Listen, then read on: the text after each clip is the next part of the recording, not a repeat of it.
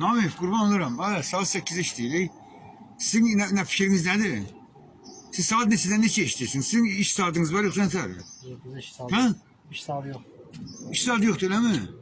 Tamam, onda evə nə gedir ki? Ev yersine deyin ki... Yok. Ha yok, kurban olurum. Denete denin ev yersine desin zaralsın geçsin. 3-4 tane projektör. Aynen. Her baştan birini yansın. Bir maşında taş gelir. Bir maşın taşımız var, bir maşını deyin.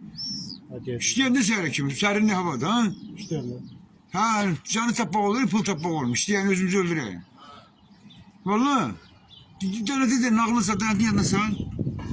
Ne olur be? Ne olur be özümüzü öldürürsünüz he? Ne olur? Bu işin iş vakti orada karış. Sizde iş gün batanın gün çıkanın gün batana değil mi? Ha. Biraz da süre saat 10'da batacak. Ağzı yaya gelir. Onu da işleyeceksiniz. Allah'ıma kurban olayım. İşin iş grafiki var. Her yerde iş grafiki var kardeş. Böyle şey olur. Allah'ıma kurbanım sana.